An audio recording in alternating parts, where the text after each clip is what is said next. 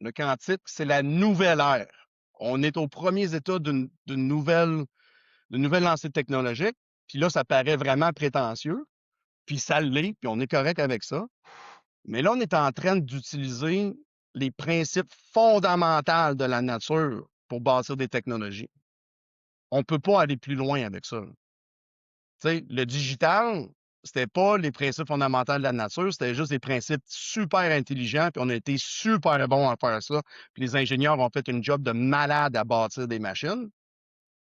Mais là, on s'en va un step encore plus bas. Là, on fait pas juste être intelligent avec une chose que l'humain a inventée, on fait quelque chose que la nature a inventé. Donc, une fois que tu as maîtrisé ça, t'es rendu au bout de ce que la nature te permet de faire.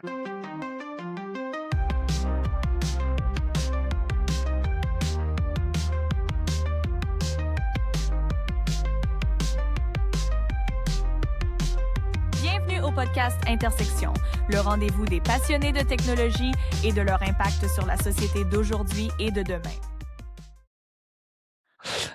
Bon matin, messieurs. Bon matin, Jonathan. Bon matin, Bon matin. Martin. Bon matin tout le monde. Ce matin, on accueille Martin Laforêt qui est avec nous parce que Joe et moi, comme vous le savez, on tripe sur, oui, la tech, l'innovation, mais il y a un petit côté spicy futuriste qu'on aime beaucoup aller toucher un peu. Puis, on voulait depuis un moment parler de technologie quantique avec tout le monde. Alors, on est allé chercher quelqu'un qui s'y connaît vachement plus que nous dans le sujet, qui est Martin Laforêt. Donc, bienvenue Martin Laforêt chez Intersection Podcast. Merci de l'invitation. Je pense que ça va être une conversation bien le fun aujourd'hui. Yes. Là, on J'ai va régler quelque chose en premièrement, partant. tu as dit futuriste pas mais on va parler aujourd'hui comment que c'est pas du futuriste. On est plein dans le présent. Ah, j'aime ça. C'est bon, ça. C'est parfait, ça, parfait. Joe, t'allais dire quoi? Ouais, juste là, on va régler quelque chose en partant. Est-ce qu'on dit quantique ou quantique? Ah! Ça, c'est la question que j'aime le plus. Imagine-toi donc que l'Office de la langue française du Québec a fait un dictionnaire lexical du quantique et les deux sont acceptés officiellement. OK, Wouh! c'est bon. Fait qu'il Quantique n'y et aura pas de quantique. chicane. Il n'y a Ouais, pas personne qui va nous tirer des tomates en commentaire en nous disant là, vous disiez quantique, c'est pas quantique, ouais. c'est quantique. Fait que parfait, c'est réglé. Exact. Hey, Là, on merci parle beaucoup pas des d'être là. chansons de Noël, là, juste pour être clair. Là. Non, exactement. Ce ne sera pas un podcast post-Noël où on parle encore de Noël car notre sapin est encore dans le salon. On veut pas, on s'accroche à ce petit moment de l'année-là. Martin, euh, qui es-tu? On va commencer avec ça. Là, qui es-tu? Tu arrives de où? Tu manges quoi en hiver? Qu'est-ce qui te fait triper? Pour qu'on puisse un peu amener à vitesse de croisière sur pourquoi Martin Laforêt est avec nous ce matin. Ben, l'hiver, je mange pas mal de sirop d'érable. C'est comme Mm. mon petit péché mignon. All right. Mais d'où que je viens? Bon, moi, ça, on recommence en 1981, est né un petit Martin dans le Bas-Saint-Laurent, dans la ville de Rivière-du-Loup, en fait, qui aujourd'hui est devenu physicien quantique. Donc, Rivière-du-Loup, population de physiciens d'environ 2, à ma Mhm. connaissance, là. Mais, non, ouais, grosso modo, je viens du Bas-Saint-Laurent, une famille ouvrière, tout le kit. J'ai eu le bug de la science, un peu comme tous les physiciens dans leur vie, là, grâce à un professeur à l'école, tout ça. Je me suis ramassé à étudier les maths physiques. J'ai continué en études supérieures dans les tout débuts de l'informatique quantique. On parle des années de début 2000, où c'était vraiment les technologies quantiques, c'était plus une idée, c'était un sujet académique. Mais on savait déjà depuis le départ qu'il y avait beaucoup de potentiel technologique par rapport à ça. Puis 10, 15, 20, 30 ans plus tard, c'est devenu une industrie en soi. Puis moi, j'ai un peu navigué là-dedans. Là, tu sais, j'ai pas été chercheur. La recherche, c'était, tu sais, après mes études supérieures, la recherche, c'était pas vraiment mon dada. Mais je suis devenu un peu un vulgarisateur du quantique. Un disséminateur de la nouvelle quantique. Donc, j'ai passé un bon 8 ans, un peu plus de 8 ans de ma vie à être un peu le pont entre un institut de recherche, un des gros instituts de recherche au monde, à Waterloo, en Ontario, puis faire sortir un peu qu'est-ce que les technos quantiques, à quoi ça sert, puis surtout comment ça va changer la société. Parce qu'on savait depuis le début qu'il y a un potentiel de rupture quand même avec cette technologie-là. Puis, on s'en cachera pas, il y a énormément d'investissements d'argent public. Donc, je pense que c'était dans l'intérêt de monsieur, madame, tout le monde de savoir pourquoi que leur argent de leur impôt s'en va là-dedans.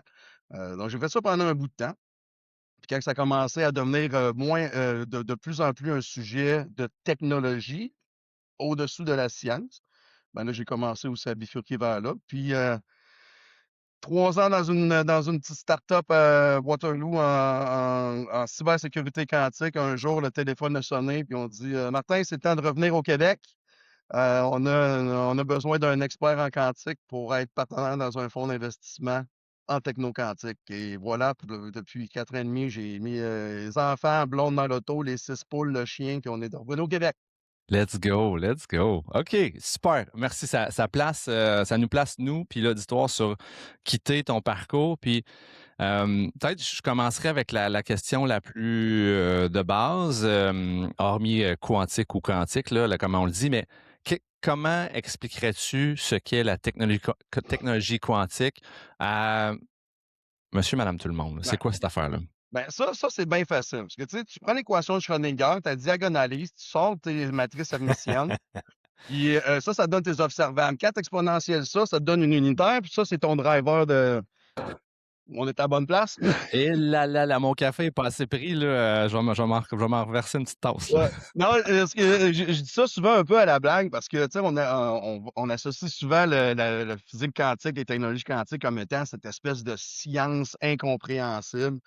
Tu sais, une des citations qu'on utilise tout le temps, c'est comme, hey, même Richard Feynman, un des plus grands physiciens de l'histoire, a dit que, tu sais, si tu penses comprendre la mécanique quantique, ben, tu comprends pas la mécanique quantique. Et je déteste cette citation-là. Parce que à la fin de la journée, la physique quantique, c'est relativement simple. Quand tu enlèves toutes les mathématiques là, de ça, le concept est relativement simple. C'est juste qu'il faut un peu oublier notre expérience avec l'univers qu'on a depuis les 20, 30, 40 dernières années pour y comprendre, être bien capable de la comprendre. Ce que je veux dire par là, donc, à la base, OK? La physique quantique, c'est la théorie, c'est plus qu'une théorie, c'est une théorie démontrée qui explique le comportement des atomes, des molécules, des particules subatomiques. Donc, c'est les équations et les principes qui rédigent comment que notre univers, comment que notre monde se comporte à l'échelle fondamentale, donc à l'échelle des blocs légaux de l'univers. Donc, puis là, vous pouvez me demander, ben, qu'est-ce que tu veux dire par là, c'est une autre théorie? Moi, j'ai fait mon cégep en sciences nature, on a appris les équations de Newton, les équations, tu sais, c'est pas ça, la physique? C'est des mensonges, ça. Puis, donc, mais ce que je veux dire, c'est que, tu sais, les équations de Newton, là, comment qu'on peut F égale ma, ou comment qu'on a appris que les planètes tournent autour du Soleil, tout ça. Oui, c'est des bonnes équations, c'est la théorie, ce qu'on appelle du gros monde, des gros objets. OK? Mais quand on tombe dans l'infiniment petit, qu'est-ce que les objets sont faits? Les objets sont faits de quoi? Et de quoi? Et de quoi? Toutes ces équations-là ne marchent pas. Et quand je dis ne marchent pas, c'est dans le sens, ils sont pas capables d'expliquer pourquoi les atomes existent. Ils sont pas capables d'expliquer pourquoi que les atomes sont stables. Si on met les équations, là, on a les équations de Maxwell là, qui expliquent comment que les particules chargées et la lumière interagissent, ça prédit que tout atome devrait disparaître à l'intérieur de 1 nanoseconde. Puis la dernière fois qu'on a regardé, moi j'ai 45 ans demain, en passant. Ça fait Bonne fête moi je suis d'avance. convaincu que ça fait minimum 45 ans que les atomes existent. OK? Minimum. En fait, ça fait 15 point quelques milliards d'années. Fait que là, d'un côté, tu as la théorie de notre monde qui dit ben l'univers devrait disparaître à l'intérieur d'un nanoseconde. Puis tu as la réalité qui dit ben ça fait 15 milliards d'années qu'ils sont là.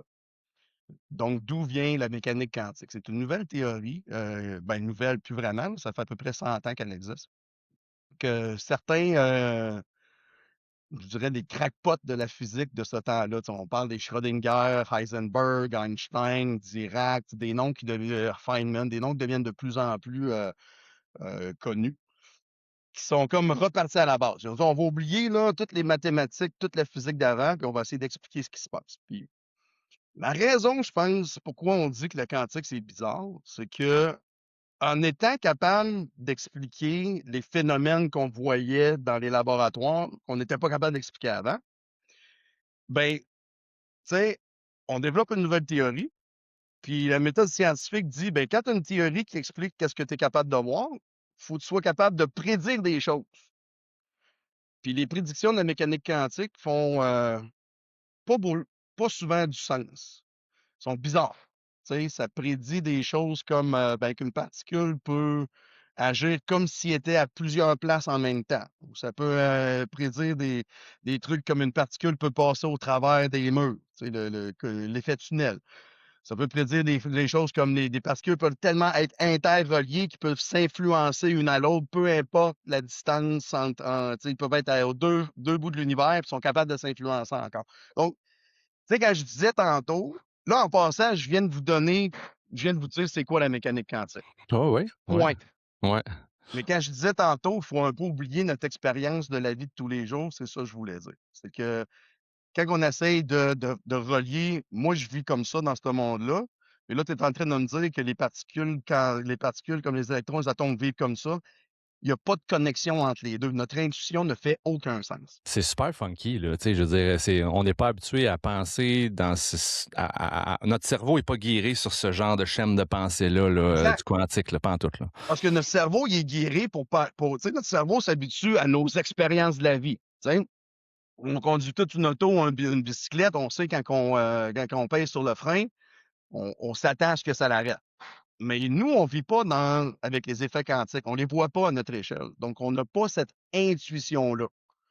Puis pour commencer à se développer une intuition de la quantique, ben c'est comme dans le vrai monde, il faut que tu la vives pendant un certain temps.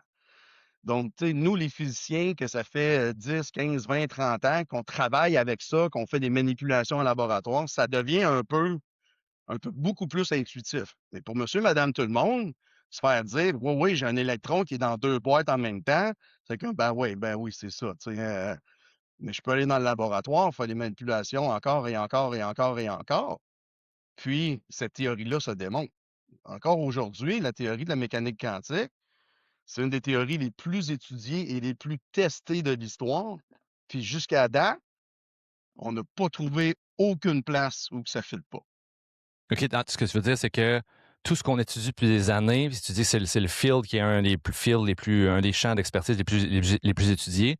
Tout ce qu'on émet comme hypothèse, on est en mesure de le tester puis de dire, ben oui, Ouais, ça fonctionne. Ce que j'ai mis sur papier, ça marche dans le réel, ouais. même si on n'est pas guéri, comme on disait, pour comprendre comment ça peut vraiment marcher, mais ça marche, là, c'est dans le Ben, réel, là. tu sais, quand on dit on ne sait pas comment ça marche, ça, c'est pas vrai. On sait exactement comment que la mécanique quantique marche. Il y a une équation qui rédige tout, ça s'appelle l'équation de Schrödinger. Il y a 5 ténèbres qui dit, bon, mais tes hommes de, tu sais, t'as comme, la théorie en tant que telle est extrêmement bien comprise. Mais c'est le comment et le pourquoi des fois que le monde sont pas contents. Tu sais. Pourquoi, ou tu sais, être une particule est dans plusieurs états en même temps, ça fait pas de sens. Pourquoi? Fait que là, tu as du monde qui essaie de philosopher là-dessus. Tu sais, il y a des théories de l'interprétation de la mécanique quantique. Ah, c'est peut-être des univers en parallèle, c'est peut-être ci, c'est peut-être ça. Moi, je veux un peu plus de l'école de ben, poser la question pourquoi, c'est parce qu'on refuse d'accepter que peut-être le monde atomique se comporte d'une manière qu'on n'est pas capable de comprendre. Fait que moi, on appelle ça l'école du shut up and calculate, là. Tu sais, moi, je suis un expérimentaliste à la base, là. Je fais plus vraiment de science comme tel dans les labos, mais moi, j'allais dans les labos, je faisais des manipulations, c'est ça qui est ça. La théorie prédisait ça ou explique ça. Moi, de pourquoi, le pourquoi du comment, je m'en fous un peu. Mais il y a du monde, tu sais, c'est la philosophie de la science là, qui essaie de pousser le fort. Donc, c'est OK. ça, c'est très bien compris. Mais ça ne veut pas OK. dire qu'on sait quoi faire avec. Tu vois la différence? Ouais. Là, j'ai mille et une questions. Là, Joe, as-tu des questions? Tu sais, je peux jumper à plein de places là, par rapport à ça. Joe, y a-t-il des choses qui ressortent de ton bord là, par rapport à ce que Martin amène? Ouais, ben écoute, moi, ce que je réalise un peu, c'est que quelque part, c'est comme, tu me corrigeras, Martin, mais c'est explorer les confins scientifiques qui sont parfois conçus ou appris comme des certitudes, mais vous dites non, on n'accepte pas ces certitudes-là. Puis justement, on cherche à démontrer qu'on peut explorer des choses qu'on croyait acquises, mais qui finalement ne le sont pas vraiment. Puis à travers des expérimentations, d'être capable d'en faire la démonstration, finalement. Fait Ouais, que vous êtes un peu des rebelles, finalement, quelque part dans le quantique par rapport au monde de la physique. ben, plus maintenant, parce Ben, que plus maintenant, maintenant, la mais physique jadis, ouais. quantique, c'est fondamental, c'est accepté Ouais. international, je veux dire, de partout comme étant la théorie. Cela dit, on reste des scientifiques. Hein, oubliez jamais, tu pourras jamais prouver une théorie, peu importe combien d'observations que tu fais, mais tu peux démolir une théorie avec une observation. Pour l'instant, cette observation-là n'existe pas. OK? Donc, as far as we're concerned, tu sais, la théorie de la mécanique quantique, c'est la théorie qui rédige notre univers. Est-ce la théorie ultime? Il faut poser la question. Donc, c'est un peu pour ça qu'il y a encore des personnes que, eux, leur but, c'est de essayer vraiment de coincer la mécanique quantique dans le coin, là, puis de dire ah, ah, ah, ah, je t'ai pogné, là, t'as quelque chose. Mais pour l'instant, ce monde-là sont toujours voués à l'échec, qui est en soi une victoire. Ça veut juste dire de plus en plus de confiance.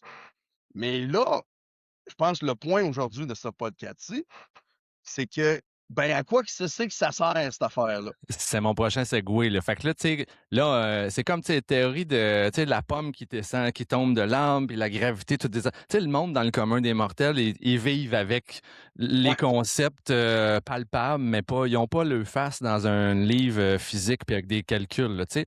ouais, Fait que là, le quantique, sachant ce qu'on vient de dire là, so what pour mon voisin, ma tante, mon cousin, là, tu sais? Qu'est-ce qui ouais. se passe avec ça, là? Ben là, je vais t'en lancer une pas pire que j'espère va vous faire friser les cheveux un peu. Jonathan, je Ça va pense qu'on être est dans le tough, même ouais, c'est poids ça. On est encore. dans le Toi, même moi, club je pour sais les pas cheveux. encore, mais on va Ah, se ben, friser c'est la gars, barbe. Hein. il y en a pas en dessous, il y en a pas, Bon, on est trois, regarde, on tu est vois, on est trois, tous là. de la même gang. Yeah. Ouais, c'est ça. Euh, si les technologies quantiques n'existaient pas, on serait pas en train de parler présentement. OK, hold on, on répète, là. Si les technologies quantiques n'existaient pas en ce Ouais. moment, on n'existerait pas en ce moment. Non, on ne discuterait pas. Ah, Vous on ne autres et moi, là, discuterait on pas. serait pas en train de parler. OK? OK. Puis voici ce que je veux dire par là. Présentement, j'ai un ordinateur. Hein, l'ordinateur marche grâce à des puces semi-conducteurs qui sont faites en silicium, qu'on utilise pour faire des transistors. Ben, un silicium, c'est un semi-conducteur. La théorie de la physique classique n'explique pas pourquoi les semi-conducteurs existent, mais la théorie de la mécanique quantique le fait. Donc, les transistors, c'est une technologie quantique. Après ça, on utilise l'Internet.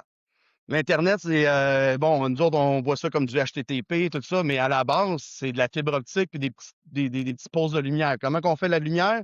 C'est du laser. Laser, est-ce que ça, encore une fois, le monde a oublié ça? Un laser, c'est un acronyme. Hein, c'est pas un mot, c'est un acronyme. C'est Light Amplification by Stimulated Emission of Radiation. C'est un processus quantique. Donc, sans la mécanique quantique, les lasers n'existent pas. Et je peux continuer et continuer. Donc, les phénomènes quantiques et la technologie quantique a déjà fondamentalement changé notre société. Mais ça, c'est ce qu'on appelle la première génération. C'est-à-dire que il faut avoir une compréhension de la quantique pour pouvoir expliquer pourquoi un transistor marche ou pourquoi l'Internet marche. Mais on n'utilise pas nécessairement, tu sais, on n'utilise pas les phénomènes quantiques pour faire quelque chose pour nous autres. Ça, c'est la deuxième révolution quantique, puis c'est celle-là qu'on vit présentement. Donc, quand on entend parler des ordinateurs quantiques, des capteurs quantiques, ça, là, on est rendu tellement bon à avoir, non seulement comprendre les phénomènes quantiques, mais à les manipuler, à les utiliser pour faire des choses que là, on s'est rendu compte que en utilisant les phénomènes quantiques, ça nous donne une nouvelle boîte à outils qu'on n'a jamais eue avant. Puis ça la donne que cette boîte à outils-là est fondamentalement plus puissante que la boîte à outils qu'on avait avant, qui était les 0 puis les 1 puis l'électronique puis l'électricité. OK, fait que là, attends, fait que là, donc, ce que tu dis, le quantique, guys, flash news, il y en a partout en ce moment. Fait Les que il y a technologies quantiques. des technologies Ouais, la quantiques, donc. physique quantique, c'est comme le comportement. Les Exact. technologies quantiques, on prend ces comportements-là pour faire quelque chose de utile. Fait que des technologies quantiques existent, sont utilisées par la plupart des gens sans nécessairement qu'ils s'en rendent compte, les technologies actuelles, les puces en ce moment, puis tout ça. Ouais. Mais ce que tu dis, c'est qu'il y a un shift, il va y avoir à un moment donné, ça c'est correct, on s'en sert pour l'espèce de l'arrière-scène de certaines technologies, il va y avoir de la technologie quantique dedans, mais les gens ne portent pas attention à ouvrir le hood du laptop, à regarder la puce de silicium, on se rend pas là. Mais là, ce que tu dis, c'est qu'on est potentiellement à la porte un nouveau chapitre du quantique ou un nouveau livre par rapport au quantique, peu importe comment on va le dire, qui va nous amener à rendre ça encore beaucoup plus visible là. Et les gens vont peut-être plus le voir, plus l'utiliser peut-être, ça va plus être intégré dans des choses très visibles par la population. Est-ce que c'est ça que tu veux dire? Ouais. Puis, je te dirais aussi, tu sais, tu as dit on est à la pas, moi je te dirais qu'on est dans le cadre de pas. Puis pour certaines technologies quantiques, on a un pied dans la chambre, puis dans d'autres, on a peut-être un petit pied dans l'arrière. OK? Puis Simon t'amène un excellent point. OK? Du sens que monsieur, madame, tout le monde, puis moi, toi, vous autres, dans la vie de tous les jours, on ne sait pas qu'est-ce qu'il y a dans l'ordinateur, mais on l'utilise. Je sais pas si vous êtes des mécaniciens, mais vous savez pas comment votre char marche, mais vous l'utilisez pareil. OK? Ben, les technos quantiques, Jonathan, tantôt, tu demandais à quoi ça va servir pour tu sais, un peu tout le monde. La question, c'est ça va servir à tout le monde, mais vous en rendrez pas compte, puis vous n'avez pas besoin de le savoir non plus. Ça, c'est notre job en tant que technologiste, de fournir les technos qui vont ensuite être adaptés et ensuite être utilisés sans vraiment se badrer avec le fonctionnement des choses. Parce qu'à la fin de la journée, c'est pas tout le monde qui est un scientifique ou un ingénieur ou whatever. Mais le gros point ici, c'est que si on regarde à peu près dans tu sais, les 50-60 dernières années, tu sais, on a été dans l'ère du digital. Hein? Il y a encore des technologies mécaniques, il va toujours en avoir. Mais tu sais, si on regarde là, la techno, là, c'est basé sur le digital. C'est des 0 puis des 1. Tout autour de nous autres, c'est des 0 puis des 1. Tu sais, un ordinateur, c'est des 0 puis des 1 qui sont processés. Mon micro-ondes, il y a une horloge, c'est des 0 puis des 1. Un pacemaker, c'est des 0 puis des 1. Donc, en soi, puis là, le IA, ça reste des 0 puis des 1. OK? Là, dans le quantique, c'est plus des 0 puis des 1. On utilise les phénomènes quantiques. Superposition. Là, je peux vous gavocher des mots, là, puis parler de ce que ça veut dire pendant tes superpositions quantiques, intrications, effets de tunnel. Bon, on parle. Le point étant, c'est que là, avant, on avait 0 et 1. Là, on a 0, 1 et toute une panoplie de nouvelles manières que ces 0, 1-là interagissent ensemble, qu'on a démontré. Quand je dis démontré, là, preuve formelle à l'appui, qu'en utilisant les phénomènes quantiques, on peut faire des calculs, on peut faire d'imagerie, on peut faire de la communication, de la cybersécurité d'une manière radicalement meilleure. Dans le calcul, ça va aller jusqu'à exponentiellement meilleur. Dans l'imagerie, ça peut aller dire, ben, au lieu de faire des imageries de cancer, par exemple, qui prend une grosse tumeur, ben, on peut commencer à aller faire de l'imagerie de tumeurs micro, puis d'aller les trouver, parce que là, on a plus de sensibilité. Donc, le point étant que là, on est en train de rentrer un peu dans une nouvelle ère technologique qui n'est pas basée sur le digital, mais sur le quantique. Puis aujourd'hui, que je dis on est dans le cadre de pas, c'est-à-dire que on sait déjà plusieurs types de technologies qui vont offrir un avantage significatif. On a d'autres technologies qu'on sait qui vont offrir des pas pires avantages. Puis il y a d'autres technologies qui vont nous permettre de faire des choses que présentement, c'est physiquement impossible de faire, mais qui pourraient avoir des impacts sociétals. Ça, on peut en parler plus en détail si vous voulez. Donc, je résume par, là, on est dans l'ère de l'IA. Okay? Que je pourrais dire, on est rendu au summum de l'ère digitale. Le quantique, c'est pas la prochaine étape. Le quantique, c'est la nouvelle ère. On est aux premiers états d'une nouvelle lancée technologique. Puis là, ça paraît vraiment prétentieux. puis ça l'est, puis on est correct avec ça. Mais là, on est en train d'utiliser les principes fondamentaux de la nature pour bâtir des technologies. On ne peut pas aller plus loin avec ça. Tu sais, le digital, c'était pas les principes fondamentaux de la nature, c'était juste des principes super intelligents, puis on a été super bons à faire ça. Puis les ingénieurs ont fait une job de malade à bâtir des machines. Mais là, on s'en va un step encore plus bas. Là, on fait pas juste être intelligent avec une chose que l'humain a inventée, on fait quelque chose que la nature a inventé. Donc, une fois que tu as maîtrisé ça, t'es rendu au bout de ce que la nature te permet de faire. Ouais, genre, je vois pas, ce serait quoi le troisième chapitre là, après. Là. C'est comme le deuxième qui s'en vient, le cadre de porte qui nous ouvre une nouvelle pièce. Je sais pas s'il y a vraiment une autre pièce après, parce que c'est déjà quelque chose de Ouais. incroyable là, ce qui se présente à nous. Pragmatiquement parlant, je te dirais, pour l'instant, il n'y a pas d'autre chose que la mécanique quantique. Mais, tu sais, oubliez pas que dans les années 1890, le monde pensait que la science, that's it, là.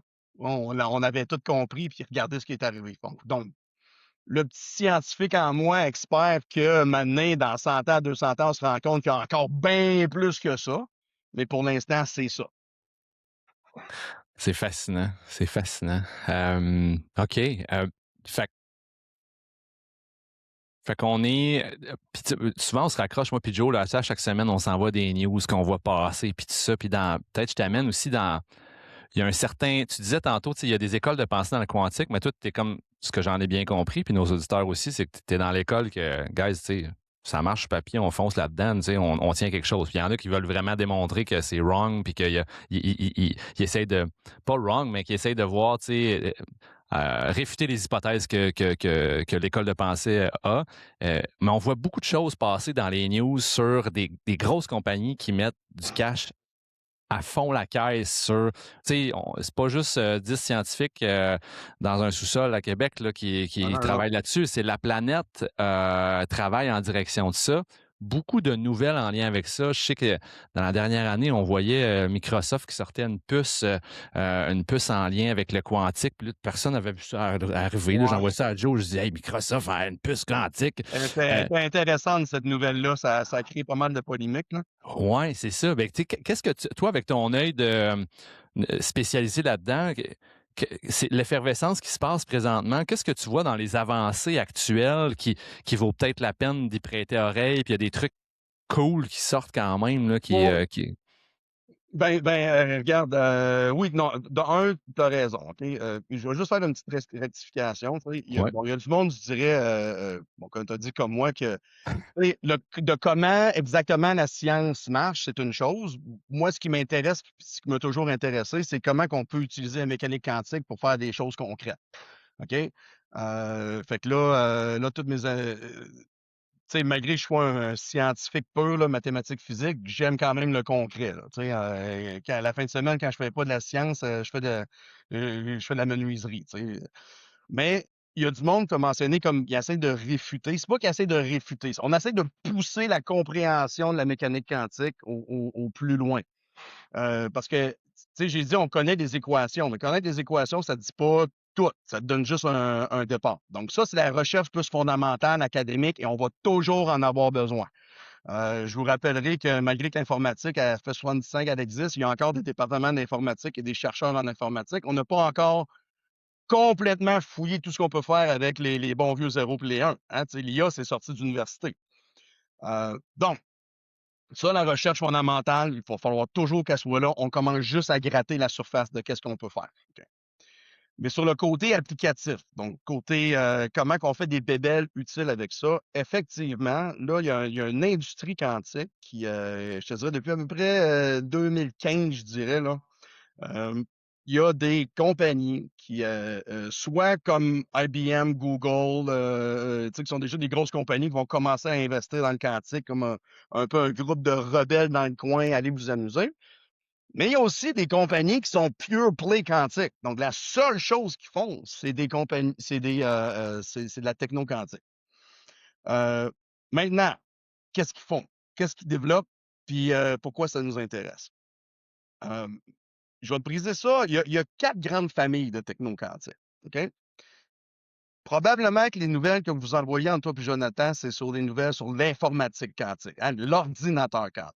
Majoritairement. Ouais, C'est ça qui fait beaucoup majoritairement, et je flasher. comprends pourquoi. Parce que, un, c'est sexy. Deux, on est dans l'ère de l'IA. Fait que là, on fait un raccourci intellectuel assez facile entre l'IA et le quantique. Ça aussi, me poserai une question plus tard par rapport à ça. Ça va me faire Elle plaisir s'en de vient, répondre. c'est sûr, c'est sûr. Ben, je dis un raccourci intellectuel, dans le genre que c'est trop simpliste. C'est beaucoup plus que ça, mais il y a, bon, donc on a informatique quantique, on a les communications quantiques. Donc, soit le quantique pour créer des systèmes de cybersécurité imbrisables en utilisant, tu sais, littéralement imbrisables, là, en utilisant des phénomènes quantiques, ou en utilisant des algorithmes qui pourraient être sécuritaires face à des attaques d'ordinateurs quantiques, et aussi ce qu'on appelle l'Internet quantique. Donc, dans le futur, quand on va avoir plein d'ordinateurs quantiques, ben, il faut qu'ils se passent, ces ordinateurs-là. Puis l'Internet d'aujourd'hui n'est pas tout à fait adapté parce qu'il envoie juste des 0 et des 1. Fait que là, il faut commencer à envoyer des états quantiques. Donc, on a un nouveau type d'Internet. Donc, computing, informatique, communication, des capteurs et imageurs, des sensing. En québécois, on dit des senseurs des fois, là. C'est des capteurs. Donc, pour être capable de mesurer température, champ magnétique, faire imagerie d'une cellule, ces affaires-là. Donc, ça la donne qu'en utilisant le quantique, on peut faire des choses beaucoup plus précises, plus de résolution, être plus sélectif dans ce qu'on image. Puis la quatrième tech, c'est ce que j'appellerais les technologies de la chaîne d'approvisionnement. Parce que des fois, pas des fois, la plupart du temps, pour construire des technologies quantiques, ça prend de l'électronique qui est hyper précise, ou ça prend des cryostats qui vont refroidir les choses jusqu'à presque au zéro absolu. Donc, là, il faut développer aussi des technologies purement classiques, mais pour développer des techno-quantiques. Donc, ça fait partie de la chaîne d'approvisionnement. Donc, c'est un peu les 4 grandes familles. Fait que si j'étais à mentionner un peu où ce qu'on en est d'un point de vue commercial, disons, là, ou applicatif. Donc, les ordinateurs quantiques, ben, Simon, tu faisais allusion, il y a énormément Le hype, là. d'investissements, Ouais, OK. de hype, oui Ouais. aussi. Je veux dire, on est sur le ride de la hype, je pense qu'on va en avoir encore plus, mais il y a beaucoup de hype, mais aussi c'est parce que l'ordinateur quantique est vu un peu comme étant la course à l'espace des années 70, des années 60. Puis là, encore une fois, ça a J'allais l'air même plus vraiment loin, moi. Écoute, Martin, je disais même que, tu sais, pour moi, l'informatique quantique, moi, je disais, c'est un peu la bombe nucléaire, là, des pays, là, où on se dit à ouais, quelque part. on J'allais tue dans cette pas le monde, là. prétention-là. Ouais, on tue pas du monde avec ça, fait que ça, Non. c'est pas pire. Mais on mentionne ça dans le sens que c'est rendu un enjeu géopolitique. Hein? Parce que, disons, la nation, la compagnie ou la personne qui va développer le premier ordinateur quantique utile, tu viens de prendre un énorme avantage économique, politique, géopolitique sur tes adversaires ou tes alliés. OK? Hey, Donc puis là, là, j'ai juste le Martin, on est-tu loin de ça? on est en plein dedans. OK. Mais, toujours des bémols. En plein dedans, dans le sens que la course existe. Tu sais, les pays, ça investit à coups de milliards. Tu sais, au Canada, on est, je choisis en passant pour vos auditeurs, là, au Canada, des fois, on pense qu'on est né pour un petit pain, là. Puis au Québec aussi. Puis, mais on est un des pays les plus avancés en quantique, les mieux équipés avec nos dernières statistiques, là. C'était quoi? C'était 40 de la main-d'œuvre quantique au monde a été soit passé par une industrie, par une université canadienne ou travaillé au Canada ou a une connexion avec le Canada. 40 Mais, là. mais voyons, toi. Oh oui. Nous, Fait le Canada a commencé à peu près une décennie avant tout le monde à investir là-dedans, à bâtir ses infrastructures. Le Québec aussi. Donc, on est en position de lead, là. OK? Pour ça que plusieurs compagnies européennes choisissent le Québec comme terre d'accueil pour avoir accès au marché nord-américain, parce qu'on a l'infrastructure, on a le talent. Donc, l'informatique quantique, beaucoup d'investissements national, d'argent public, d'argent privé. Il y a 103, ça c'est le dernier recensement, 103 compagnies au monde qui essayent de bâtir un ordinateur quantique. Ici, au Canada, on en a 4. 4 sérieuses. Aux États-Unis, en tout cas, on les passera pas toutes. Donc, les ordinateurs quantiques existent. OK? Vous pouvez même avoir accès gratuitement à des ordinateurs quantiques pour vous amuser un petit peu. IBM offre ça. Je ne sais pas s'il est encore gratuit. Vous pouvez vous amuser, puis bon, ça ne sert pas à grand-chose. Mais en fait, c'est ça le point. Aujourd'hui, les ordinateurs quantiques ne servent pas à grand-chose. Il y en a qui sont assez gros pour dire on peut rouler des algorithmes, on peut résoudre des problèmes, on peut démontrer qu'on peut faire des choses avec ça. Mais on n'a pas encore traversé là, ce qu'on appelle la ligne de l'utilité quantique, le quantum utility.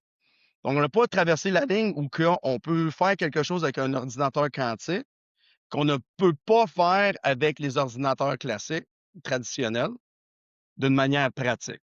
On a déjà démontré qu'un ordinateur quantique peut faire des calculs en manière de secondes, ce qui prendrait des millénaires à un supraordinateur pour le faire.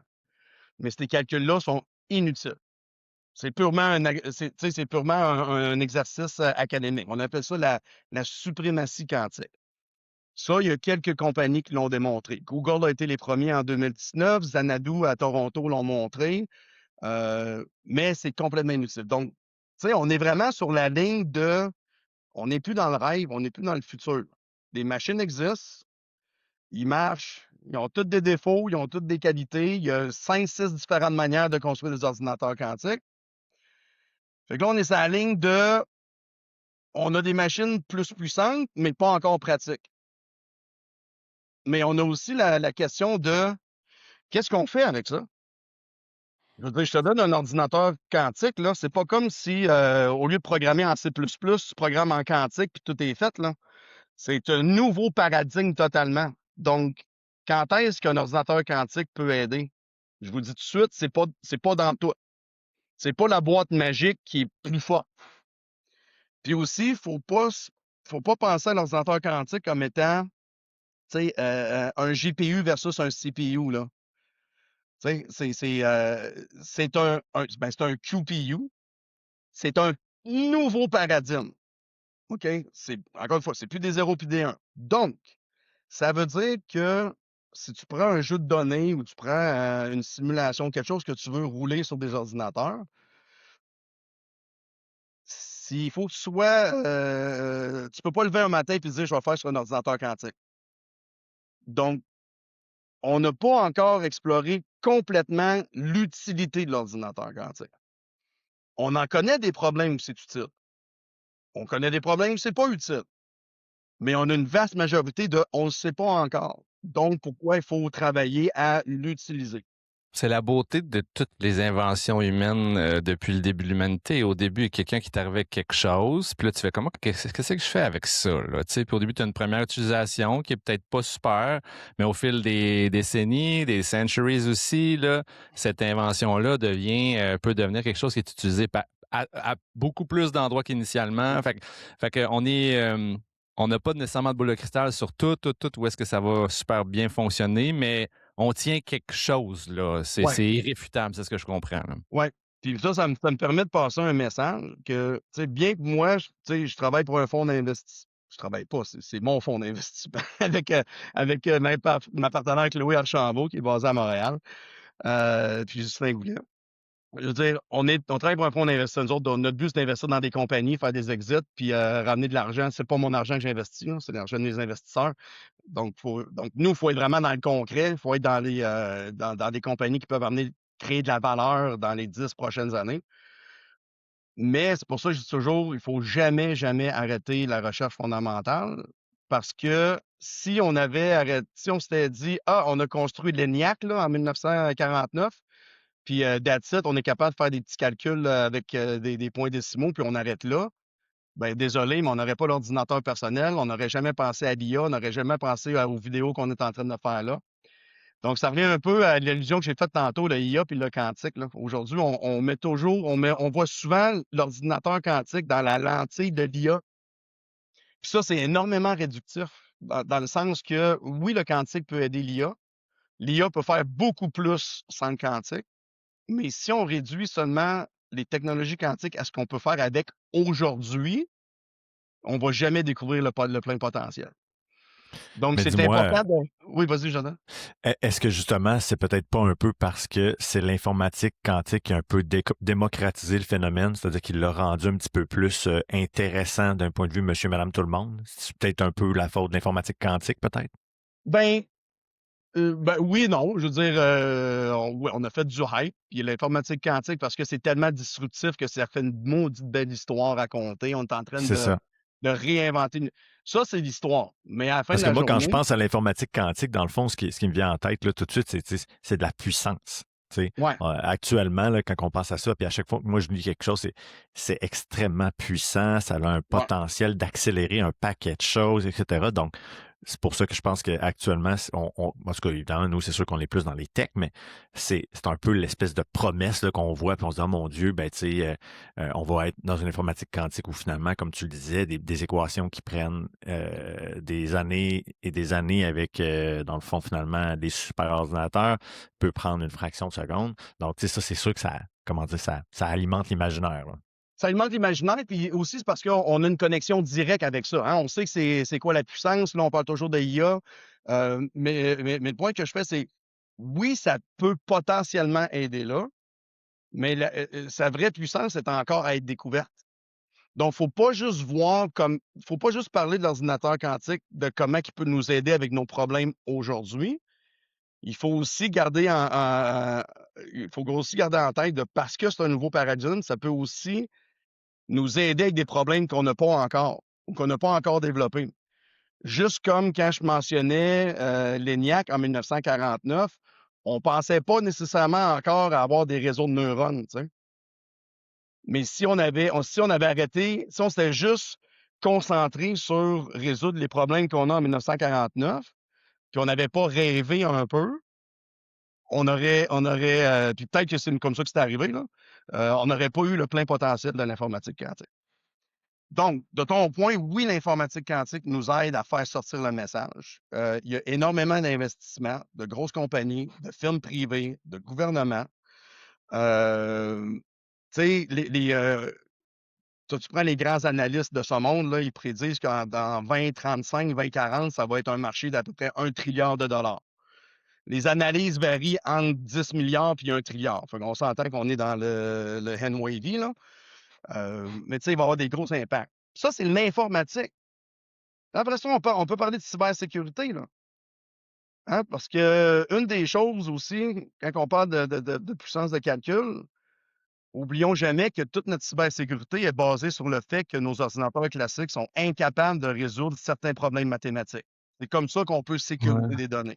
Ce que moi, j'avais entendu une couple d'années dans une conférence, puis tu me corrigeras, là, mais mettons ton compte bancaire, souvent, il y a une clé de cryption là, qui vient sur un petit porte-clés. C'est une clé RSA, si je me souviens bien, là, Oui, qui est ça comme c'en est un. Ouais. un code encrypté qui fait que, tu sais, pour accéder à tes comptes de banque d'entreprise, il y a un petit code que tu as, seul toi as, tu sais.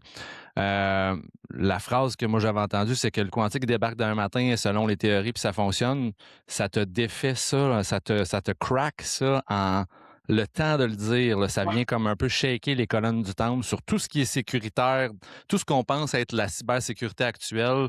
On vient de mettre, on gâche ça au vidange parce que le quantique est capable de tout défoncer. Là. Ouais. Est-ce que c'est vrai, ça? C'est absolument vrai à 100 On va mettre des bémols là-dessus pour pas que le monde capote trop, là, mais le monde devrait capoter. D'accord, Mais tu as merci. absolument raison, OK?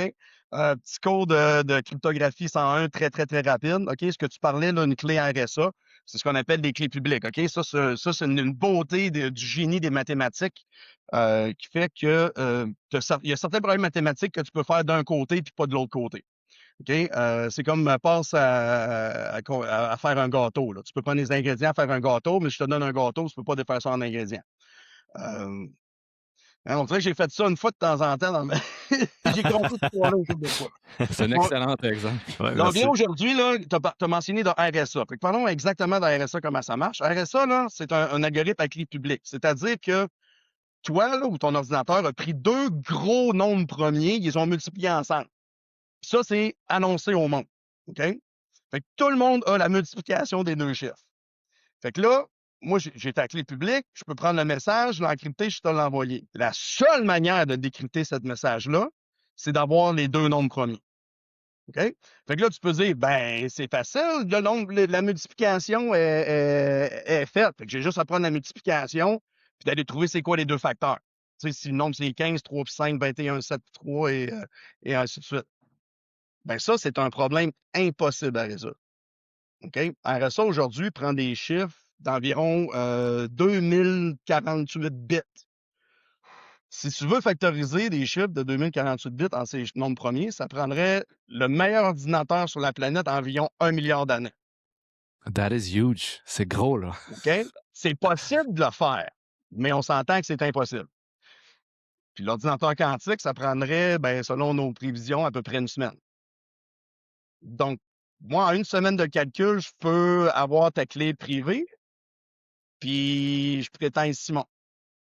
Fait que Exact. je peux aller signer sur tes sites web, Mm. je peux aller prétendre, je peux aller faire une transaction de tous tes bitcoins dans mon wallet, puis je signe, je suis Simon. Mm. Je peux aller voler la clé du gouvernement, la clé de la CIA, de toutes les banques. OK? Donc, OK. Là, tout puis là, s'écroule. pause. Donc, en effet, on veut pas faire peur à tout le monde. C'est pas tout de suite, ça, là, les amis, ce que Martin dit, là. Tu sais, on n'est pas là, là. Mais, aujourd'hui, notre conversation, là, est encryptée, OK?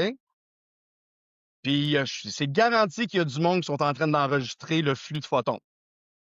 Des nations ennemies et alliées enregistrent l'Internet. Fait qu'ils enregistrent notre conversation encryptée. Hold on, ça, c'est gros, là. Attends, Harvest now, decrypt later. Ah, Jonathan, c'est ça! Harvest now, decrypt later. Fait que là, il y a peut-être des nations qui font juste comme écouter les photons dans les fils. Il y a des pipes qui se passent dans l'océan, là, que l'Internet se propage partout. Là. Il y a de la surveillance qui se fait. On enregistre ça quelque part. Puis le jour où on va être capable de décrypter le quantique, on va se faire plaisir, les amis. C'est ça. Puis là. ce qui explique aussi probablement pourquoi est-ce qu'on a autant besoin de stocker puis qu'on voit à quel point c'est rendu onéreux et difficile d'acheter du matériel pour enregistrer des données parce que pour que mondialement, les superpuissances doivent trouver une place pour mettre ces données-là. Hein? Ben, il y a ça. Là, on n'entendra pas dans la conspiration, mais je suis d'accord, oui, probablement ça. Mais le point où on s'en va, c'est que les données ont une certaine longueur de vie de confidentialité. Comme tu sais, aujourd'hui, notre conversation, là, si quelqu'un dans 10 ans a un ordinateur quantique assez gros pour décrypter ça, puis écouter une conversation, Grand bien lui fasse. c'est ça. Tu sais, le email, le texto que tu envoies à ta blonde ou à ton chum le soir, puis tu dis qu'est-ce qu'on mange à soir. Grand bien lui fasse aussi. Mais si tu es un général de l'armée, puis disons que ton dossier médical dit que tu es allergique aux peanuts, puis dans 10 ans, j'apprends que monsieur le grand général de l'armée canadienne est allergique aux peanuts. Oh, ça, c'est intéressant. Si des secrets d'État ou même des secrets industriels, tu sais, celle que j'aime, l'exemple que j'aime utiliser, c'est la recette de Coca-Cola. Elle n'est pas publiée, la recette de Coca-Cola. Ouais, personne ne le sait. Un secret industriel, tu sais. Donc, toutes les données qui ont une certaine longueur de vie de confidentialité sont aujourd'hui à risque. Mais, j'ai mentionné tantôt les communications quantiques et la cybersécurité quantique. Il y a des solutions pour ça. Puis les solutions viennent soit il y a les solutions quantiques, donc ce qu'on appelle la distribution quantique de clés, qui est un protocole inventé à Montréal en passant en 1984 par Gilles Brassard, un des luminaires québécois de la science, qui est encore toujours très vivant, très actif. Let's de Montréal, go. un très charmant bonhomme. Cool. Il est rendu à l'âge scientifique un peu fou, là. Il est rendu à sa place en carrière, je dis ce que je veux. Fait qu'il est hyper entertaining quand on parle avec lui de cybersécurité. Mais, il est solide, là. C'est un fleuron québécois. Donc, il y a des technologies où on peut utiliser la mécanique quantique pour faire des échanges de clés, comme tu mentionnais au début, Simon, d'une manière qui est inviolable. C'est-à-dire que si quelqu'un essaye de écouter la conversation ou l'échange de clés, ça va laisser des traces. qu'on est capable de découvrir. Ça, c'est un autre exemple c'est un exemple parfait d'une technologie qu'on peut pas faire avec la techno classique, mais qu'on peut faire avec le quantique. Ou on a aussi développé l'autre type de solutions, c'est des solutions un peu comme qu'on a fait avec la RSA, par exemple, c'est des algorithmes mathématiques, mais qu'on est pas mal confiant que même les ordinateurs quantiques ne seront pas capables de briser. Puis ça, ces algorithmes-là sont déjà standardisés, sont déjà en utilisation. Là, les personnes commencent à les déployer. En fait, si vous utilisez, c'est quoi? C'est Signal, Messenger de Apple ou Chrome, il y a une petite coche que vous pouvez faire pour dire Quantum Safe. Et là, il utilise Ben, de nouveaux algorithmes encryptés quantiques. Donc là, ça vous protège. ah ouais, OK. Donc là, présentement, c'est un des grands défis, je dirais, de la politique publique du quantique. C'est de s'assurer qu'on déploie ces solutions-là. Parce qu'on s'entend que dire à une banque ou un gouvernement, hey, protège-toi pour une attaque qui va venir dans 10 ans, mais ignore toute la bâtisse en feu, là, toutes les attaques que tu as des autres nations. Tu sais, c'est dur à faire passer le message. Mais le Canada, en tant que nation, on s'est doté d'une timeline. Le gouvernement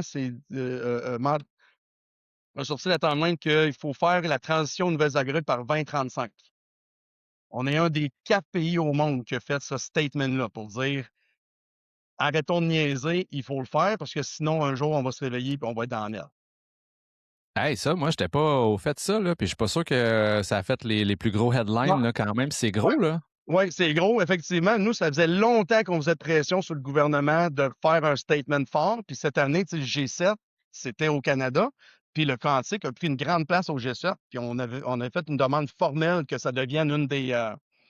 Que les gouvernements du G7 fassent une entente d'une date, que tous les gouvernements fassent ça.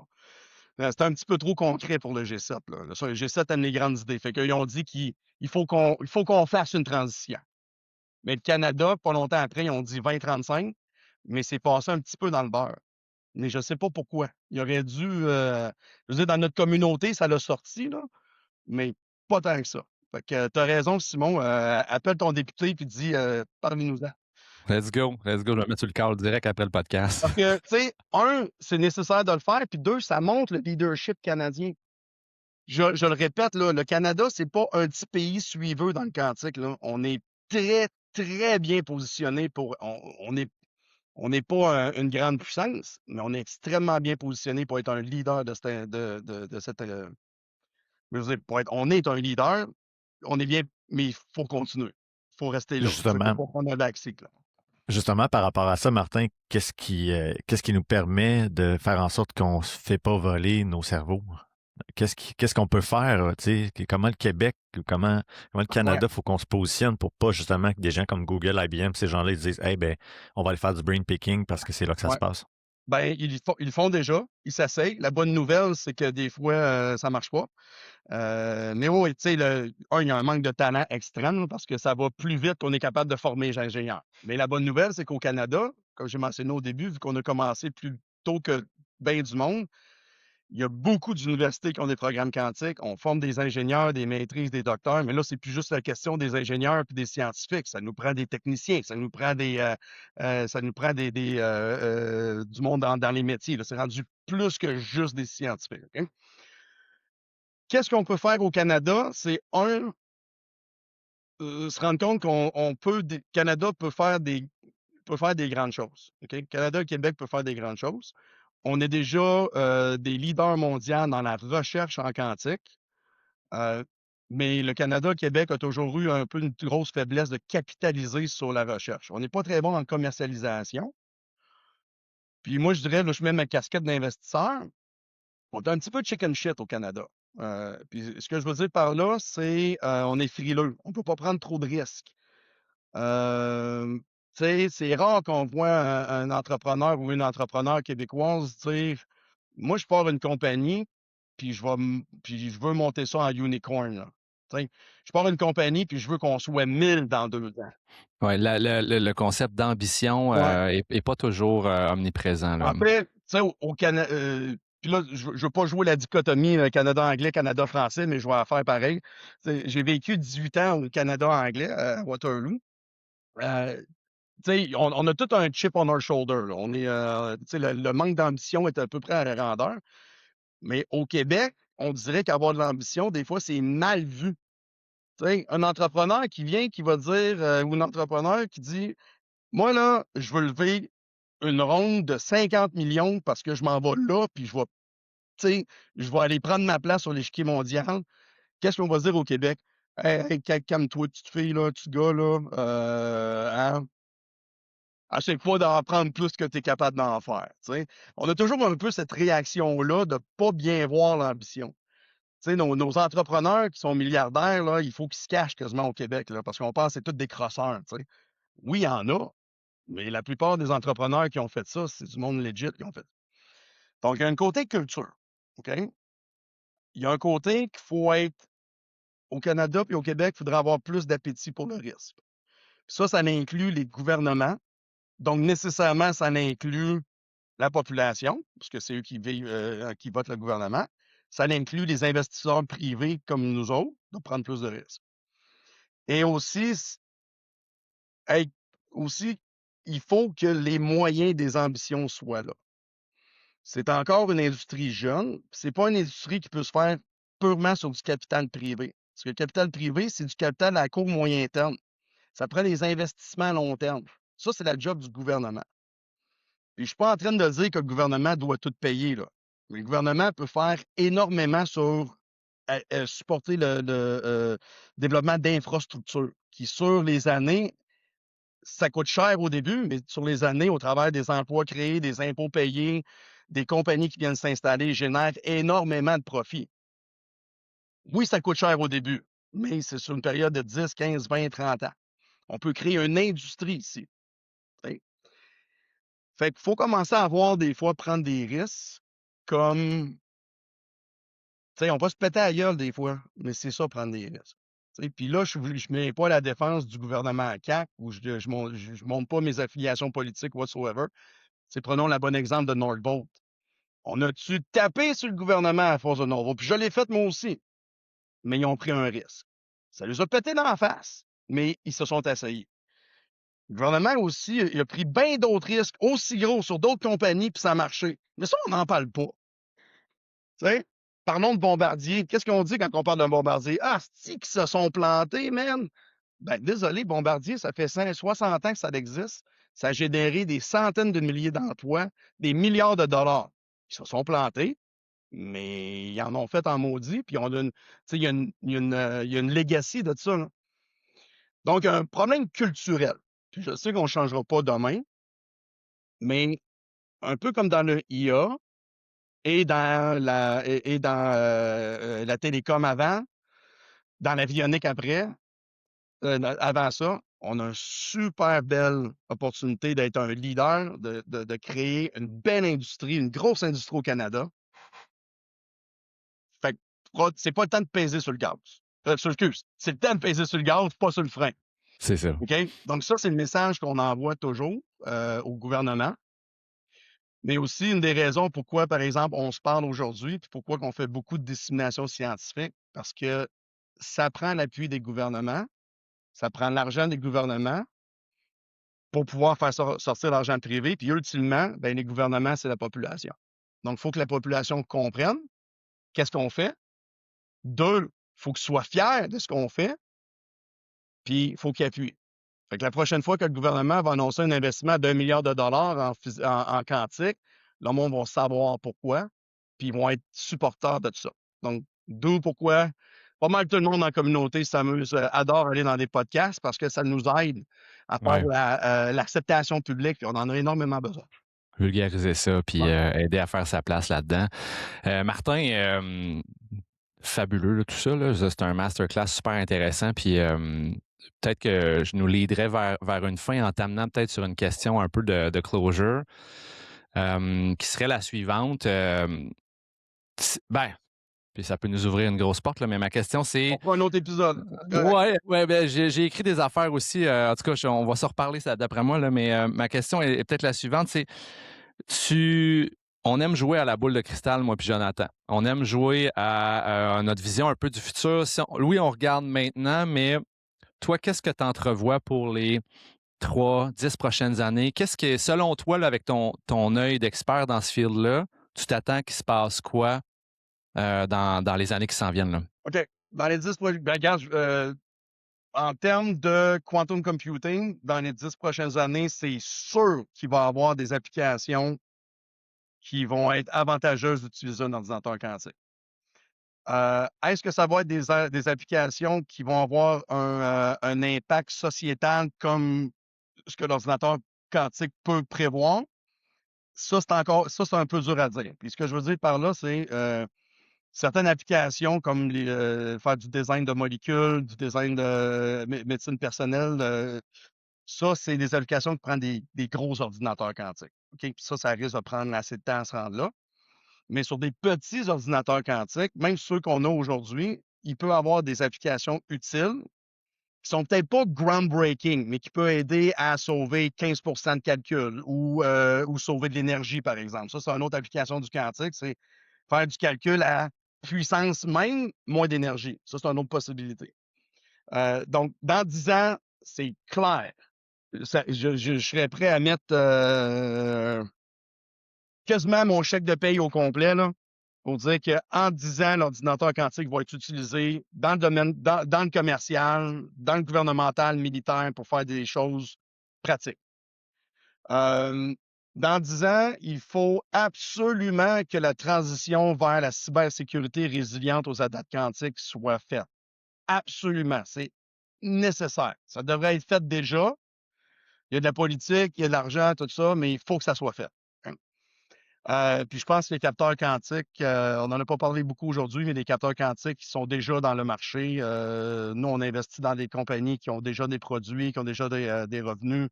Il y en a qui en ont un peu moins, mais je pense que les capteurs quantiques vont commencer à jouer un rôle de plus en plus important dans la société. Puis vous ne le saurez pas.